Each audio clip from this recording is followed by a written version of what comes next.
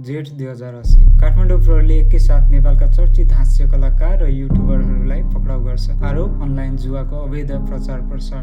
1xBet को विज्ञापन गरेको आरोपमा पक्राउ परेका कलाकार र YouTuber. These are the faces of what prosecutors in New Jersey call a multi-million-dollar illegal gambling. A major crackdown in the ongoing online betting probe. The ED has now moved against two of India's most. तपाईलाई लाग्न सक्छ एउटा सानो promo code त हो, यसमा के ठुलो कुरा छ। तर साथीहरू, यो कुनै साधारण विज्ञापन थिएन। यो एउटा यस्तो इकोलोजिकल डिजास्टरको सुरुवात थियो जसले नेपालको अरबौं रुपैयाँ विदेश पठाइरहेको छ र हजारौं युवाहरूको भविष्य बर्बाद गर्दैछ। आजको भिडियोमा हामी विश्लेषण गर्नेछौँ कसरी एउटा रसियन कम्पनीले नेपालको कानुनलाई चुनौती दिइरहेको छ, कसरी तपाईका मनपर्ने इन्फ्लुएन्सर्स तपाईलाई यो दलदलमा धकेलिरहेका छन्, र सबैभन्दा महत्त्वपूर्ण के यो लकको खेल हो कि पूर्ण रूपमा स्क्रिप्टेड स्क्याम। नेपालमा जुवा खेल्नु र खेलाउनु मुलुकी अपराध संहिता 2074 अनुसार अवैध हो। पहिले चाडबाडमा लुकी छिपी खेलिने कौडा वा लङ्गुर बुर्जा आज तपाईको गोजीमा आइपुगेको छ। 1xBet को सुरुवात 2007 मा रसियाबाट भएको थियो। तर अचम्मको कुरा के छ भने यो कम्पनी रसियामै प्रतिबन्धित छ। यसको लाइसेन्स क्युराकाओ जस्तो सानो टापुमा दर्ता छ जहाँ नियम कानुन निकै खुकुलो छ। नेपालमा यो कसरी छिर्यो? जब इन्टरनेट सस्तो भयो र हातमा डिजिटल वालेट पुग्यो,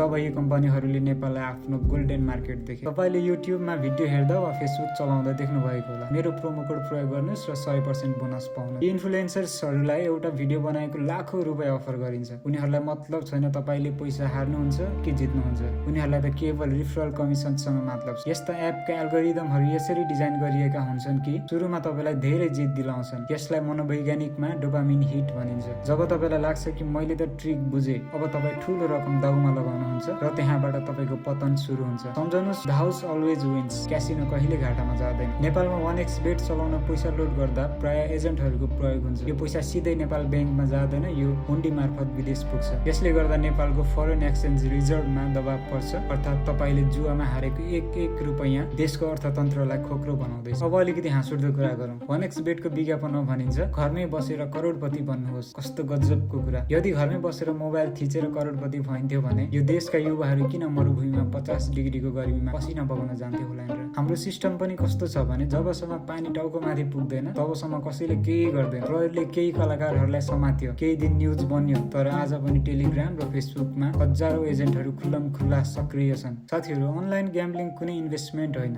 यो एउटा डिजिज हो। यसले पहिले तपाईको पैसा खान्छ, त्यसपछि तपाईको मानसिक शान्ति र अन्तमा तपाईको परिवार र सम्बन्धहरू। नेपाल राष्ट्र ब्याङ्कले स्पष्ट भनिसकेको छ यस्ता प्लेटफर्ममा पैसा पठाउनु गैर कानुनी हो। यदि तपाईँ वा तपाईका कोही साथी यसमा फस्नु भएको छ भने तुरुन्तै रोकिनुहोस्। भिडियोको अन्त्यमा म यति भन्न चाहन्छु, मेहनतको सानो कमाई जुवाको ठूलो ज्याकपट भन्दा धेरै गुणा सुरक्षित हुन्छ। तपाईलाई यो भिडियो कस्तो लाग्यो? के तपाईले पनि आफ्नो वरपर कोही यसरी ठगिरहेको देख्नु भएको छ? कमेन्टमा आफ्नो कथा साझा गर्नुहोला ताकि अरूले पनि सिक्न सकुन्। भिडियो मन परे लाइक गर्नुहोस् र यस्तै इन्फर्मेटिभ हेभी भिडियोको लागि मलाई सब्स्क्राइब गर्न नबिर्सनु होला। जय नेपाल।